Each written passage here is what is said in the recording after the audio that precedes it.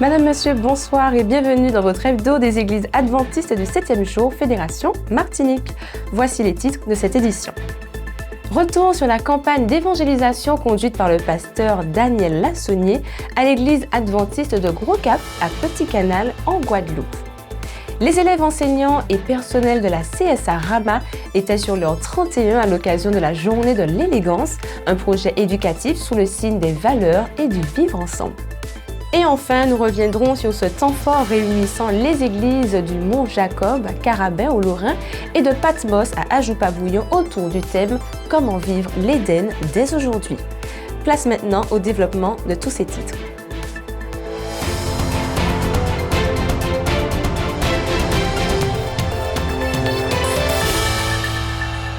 Du 19 avril au 10 mai dernier, l'église adventiste de Gros-Cap à Petit Canal en Guadeloupe a accueilli une campagne d'évangélisation animée par le pasteur Daniel Lassonnier. Durant 3 semaines, membres de l'église et habitants du quartier se sont retrouvés autour de la parole de Dieu dans un esprit d'écoute, de partage et de réflexion. Les messages présentés ont notamment mis en lumière le message des 3 anges, invitant chacun à approfondir sa relation avec le Christ. Cette série de rencontres a porté ses fruits puisque plusieurs personnes ont choisi de répondre à l'appel de Dieu en s'engageant publiquement à travers le baptême. À Petit Canal, en Guadeloupe, l'église adventiste de Gros-Cap a accueilli pendant 3 semaines des rencontres spirituelles menées par le pasteur Daniel Lassonnier. Dans une dynamique de proximité avec la population, croyants et habitants ont entendu le message biblique des 3 anges, dans un climat de réflexion et de partage. À l'issue de cette campagne d'évangélisation, plusieurs personnes ont choisi de s'engager dans leur cheminement de foi à travers les eaux du baptême. Cette campagne d'évangélisation à Gros-Cap, Petit Canal en Guadeloupe, a été l'occasion de rencontrer beaucoup de personnes, au niveau de l'Église déjà, mais au niveau de la communauté. Et ceci a permis de voir tout l'intérêt que les gens portent à la parole de Dieu, mais aussi la puissance de cette parole à transformer les vies. Nous réalisons que lorsqu'il y a la réunion de différentes personnes venant de différents lieux, il y a une atmosphère qui est instaurée. Et ceci produit une puissance fraternelle extraordinaire.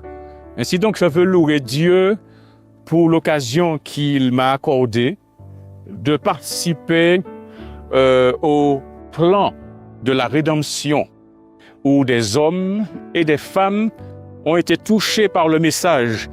Certains ont été baptisés et d'autres se préparent. Le nombre est important. Et donc il faudra aller jusqu'au bout, pas à pas, aimer les gens, rester avec eux et ne pas se décourager en dépit des difficultés qui pourraient se présenter. Que la gloire revienne à Dieu et que tous ensemble, l'expérience réalisée, nous puissions être préparés à rencontrer Jésus-Christ quand il reviendra. La parole de Dieu nous enseigne. Nous comprenons qu'il y a une grande raison pour nous d'être convaincus que la fin de toute chose est proche. Jésus ayant déclaré dans Matthieu chapitre 24, le verset 14, cette bonne nouvelle du royaume sera prêché dans le monde entier pour servir de témoignage à toutes les nations. Alors viendra la fin.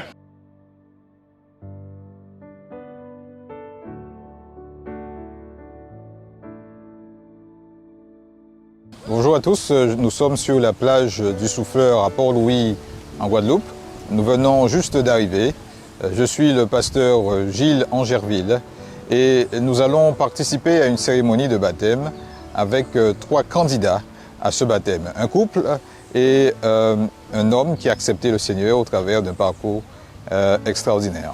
Donc nous arrivons à terme d'une semaine extraordinaire, mais qui vient s'ajouter à 2 autres semaines. Au total, ce sont 3 belles semaines avec le pasteur Daniel Lassonnier, qui nous a conduits sur la thématique de la blessure à la guérison, qui regroupait pas mal de sites en Guadeloupe, soit 13 sites.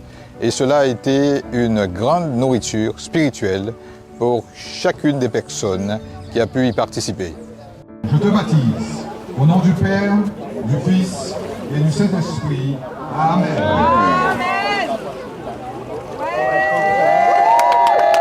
Amen.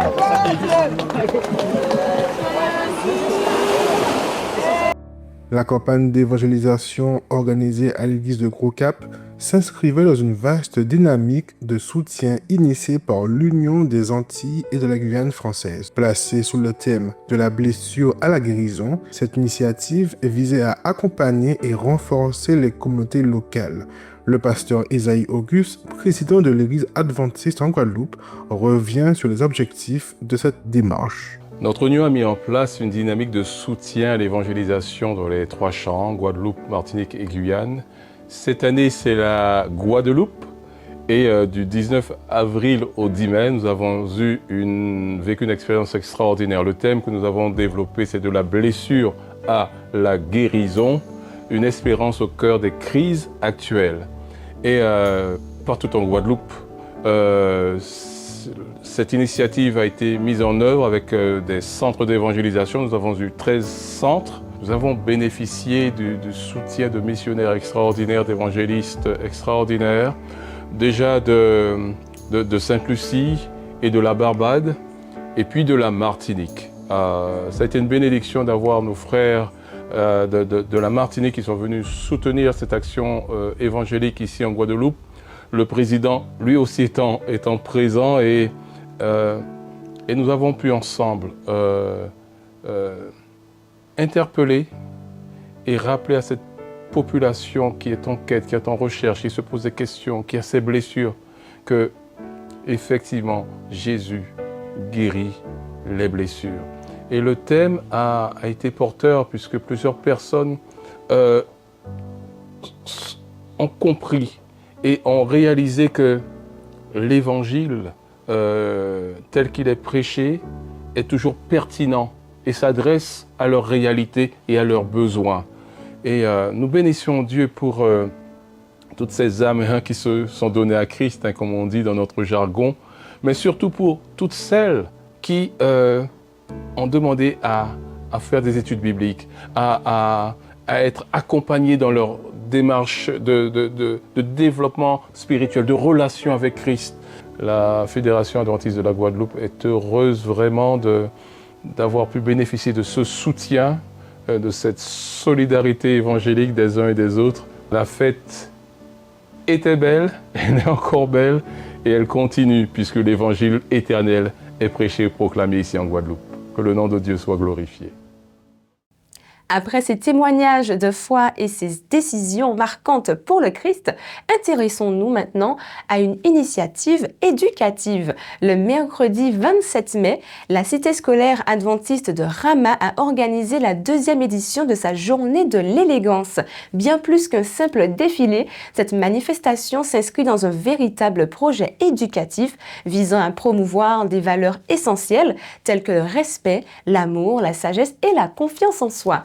Élèves, enseignants et personnels ont participé à différentes prestations et prises de parole devant un jury mettant en avant l'importance de l'expression personnelle, du savoir-être et du vivre ensemble. Une journée riche en enseignements qui a permis à chacun de conjuguer élégance extérieure et beauté intérieure.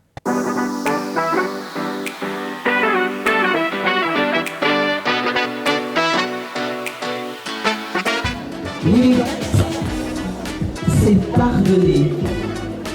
Vous est-il déjà arrivé de vous sentir blessé, frustré par une parole, par un comportement? Mercredi 27 mai, à la Cité scolaire adventiste Rama, élèves et enseignants se sont réunis pour la 2e édition de la journée de l'élégance. À travers des défilés et des prestations orales, les élèves ont été invités à mettre en avant des valeurs telles que le respect, la sagesse et l'amour dans une initiative qui associe éducation, expression et citoyenneté. Bonjour, je me présente, Lupon Marilia, professeure d'histoire-géographie à la CSA Rama. Et moi, je suis Madame Thérèse, professeure d'anglais à la CSA Rama. Alors, pourquoi la journée d'élégance? Écoutez, c'est la 2e édition de la journée d'élégance. Et en fait, à travers cette journée d'élégance, nous poursuivons notre mission d'éducation. C'est-à-dire que c'est vrai que nous enseignons, pour moi, l'histoire-géographie et Madame Thérèse l'anglais, mais nous formons aussi de futurs citoyens qui doivent prendre conscience de leur être, de leur apparence, mais également et surtout, parce qu'à Rama, nous cultivons également l'intérieur, n'est-ce pas? Tout à fait. Et d'ailleurs, cette année, nous avons décidé d'axer nos défilés autour de valeurs. Chaque classe devait représenter une valeur. Parmi celles-ci, il y avait l'amour, le respect, la générosité, la sagesse, l'empathie et j'en passe.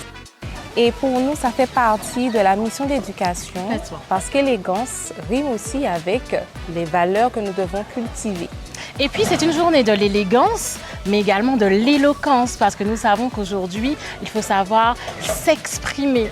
Et c'est ce que nous avons voulu apprendre à nos élèves. Ils ont non seulement défilé, mais ils se sont exprimés sur une valeur de leur choix. Et vraiment, Madame Thérèse, je pense qu'on a été agréablement surprise. Oui, très surprise, d'autant plus que nous avons des élèves qui se préparent à des épreuves de DNB, par exemple, ou le grand oral pour les élèves du lycée. Donc, c'était un bel entraînement de s'exprimer face à la communauté de manière éloquente autour d'une valeur. Donc, et ils ont plutôt réussi l'exercice. Et puis, on parle aussi du travail, mais on parle aussi de la cohésion de la communauté scolaire. Et c'est vrai que cet événement permet aux adultes, aux élèves, au personnel encadrant de se retrouver à travers une thématique un peu plus joyeuse, d'autant plus qu'elle se fait jusqu'à présent en fin d'année.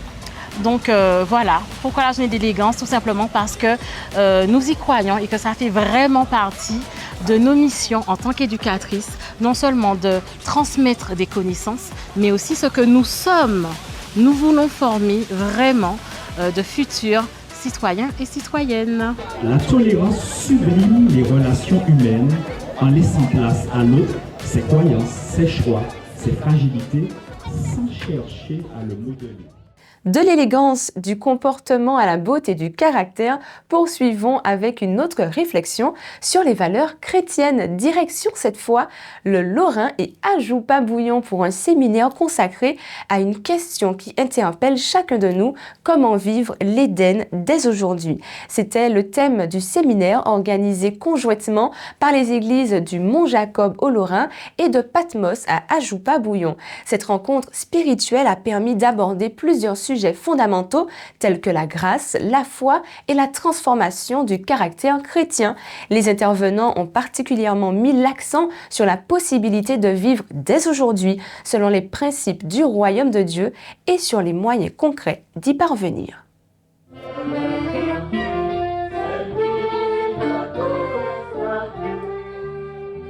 Un week-end sur comment vivre l'Éden dès aujourd'hui. C'est le thème du séminaire organisé par les églises du Carabin et d'Ajoupa-Bouillon. Nous allons essayer, par la grâce de Dieu, de voir qu'est-ce qu'il y avait en Éden, que nous avons perdu et que nous voudrions retrouver. Nous allons particulièrement mettre l'accent sur le Christ, parce que tout ce que nous avons, tout ce que nous pouvons avoir, c'est à travers le sacrifice de Jésus-Christ, à travers la vie de Jésus. Et nous allons articuler tout cela autour, bien entendu, de la grâce, la question de la foi, parce que nous croyons que si nous voulons vivre l'Éden dès aujourd'hui, il faut déjà que nous ayons à l'esprit que cela n'est possible que par la grâce de Dieu. Un rendez-vous avec la louange, l'édification et le partage apprécié par tous. Lorsqu'il parle de l'amour, de la grâce et de la sainteté de Dieu, c'est quelque chose que je ne vais pas oublier. Et que je vais poursuivre ma réflexion concernant cela. Ça me permet, moi, de me rapprocher au plus, non seulement de Dieu, mais de mes frères et sœurs. Et c'était intéressant de voir le pasteur justement expliquer comment l'amour du prochain, l'amour de Dieu pouvait résoudre pas mal de problématiques. Et puis passer ce moment entre frères et sœurs, je trouve ça génial, c'est chaleureux, c'est convivial. Et la sainteté, c'est quelque chose que Dieu a déjà, donc qui nous permet de l'avoir. Il faut avoir cette sainteté en passant par 2 commandements. Aimer le Seigneur et aimer son semblable comme soi-même. Et ce que j'ai retenu personnellement, c'est que l'Éden, sans Dieu, n'est pas l'Éden. Et quand on veut faire son petit Éden à soi, on est complètement à côté de la plaque. Ah, c'était bien les moments qu'on a échangés. Déjà, il faut avoir la foi en Dieu, il faut faire son expérience avec lui. Et ensuite, là, tu vas développer ta foi avec lui. Le week-end s'est achevé à l'église d'Ajoupa-Bouillon. Nous ne pouvons vivre l'Éden aujourd'hui que lorsque Dieu est au milieu de nous. Et en dehors de cela, il n'y a pas d'Éden. Donc, le pasteur nous a rappelé, en fin de compte, cette grâce que Dieu nous offre gratuitement. Et c'est vrai que cette grâce, non seulement elle nous est offerte, mais nous avons cette possibilité de pouvoir la transmettre aussi à d'autres à travers notre vie. Et ça, c'est une merveilleuse bénédiction. Tout ce rafraîchissement, tout ce week-end a été un enrichissement pour les deux églises. Et nous espérons que par la suite, ça puisse pouvoir germer à travers nos œuvres. L'église de Carabin a eu ce projet de séminaire tout un week-end. Et nous avons invité l'église d'Ajoupa-Bouillon à faire aussi de fraterniser avec nous, avoir ce moment fraternel. Et nous avons vraiment passé un moment agréable avec le pasteur Jacques. Ça a été pour nous un moment vraiment formidable. C'est vrai qu'il nous a un petit peu bouleversés par ses propos. Alors j'espère que nous mettrons en pratique tout ce que nous avons vu avec. Et mon ressenti, c'est que vraiment j'ai trouvé la fraternité des deux églises. Et c'est ce que j'ai apprécié.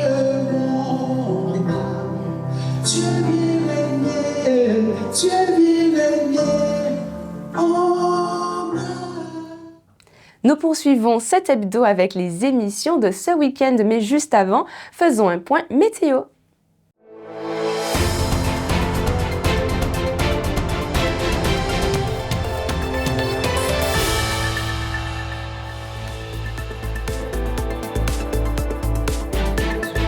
Mesdames, Messieurs, heureuse de vous retrouver pour un nouveau bulletin météorologique pour ce vendredi 5 et samedi 6 juin 2026. Les alizés d'est à sud-est continuent de faire leur travail d'un facteur météo, distribuant quelques averses et une généreuse cargaison de poussière de sable. Ce samedi, notre île risque donc de prendre des airs de décor filtrés sans avoir besoin d'application photo. Et vendredi soir, à l'approche de l'onde tropicale, les pluies deviennent plus vigoureuses dès la soirée. Les parapluies pourraient donc être de sortie avant les pyjamas.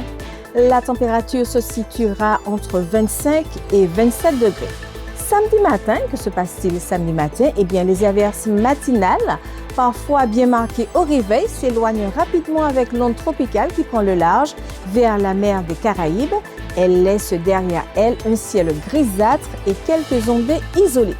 La brume de poussière de sable devient particulièrement dense et si vous apercevez votre voisin à travers le brouillard, considérez-vous comme chanceux.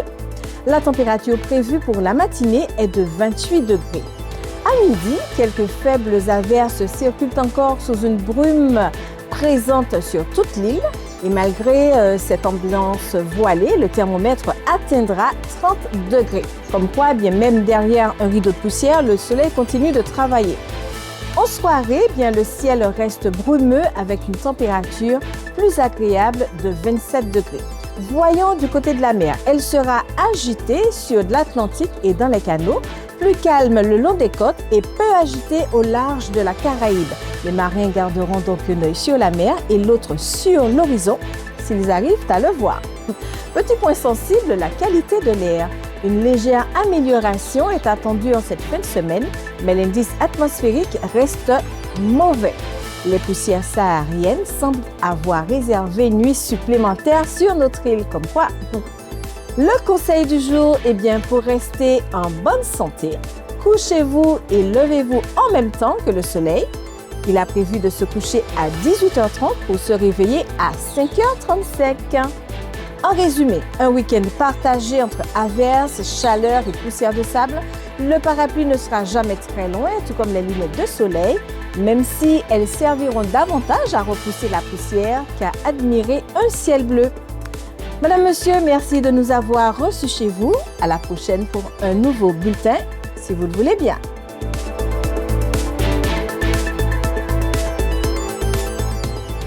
Merci Louisiane pour ces prévisions. Place maintenant à un aperçu de vos émissions hebdomadaires avec des programmes spirituels et éducatifs tout au long de la semaine. Pour ce samedi, un nouvel épisode de votre émission Les Sentiers du Bonheur. Le thème de cette semaine, Vie, l'essentiel. Écoutons un extrait.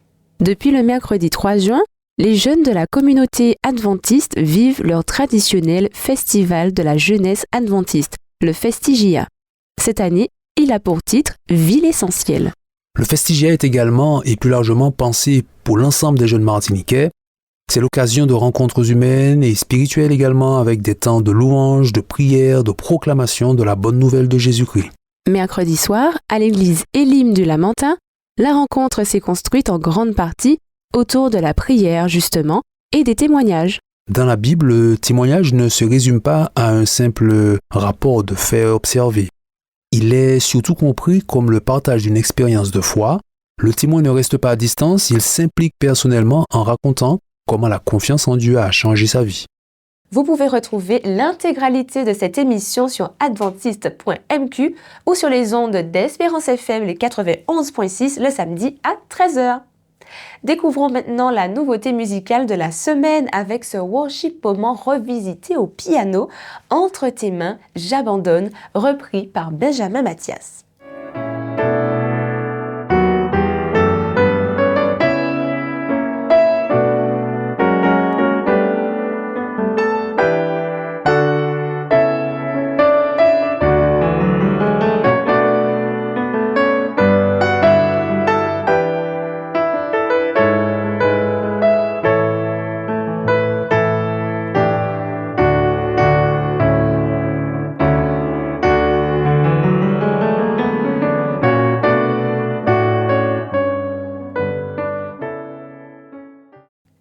Vous pouvez retrouver l'intégralité de ce morceau sur la chaîne YouTube Espérance Média Martinique. C'est la fin de notre édition, c'est la fin de votre hebdo. Merci de nous avoir suivis. Rendez-vous vendredi prochain pour une nouvelle édition. Très belle soirée à tous sur Espérance Média.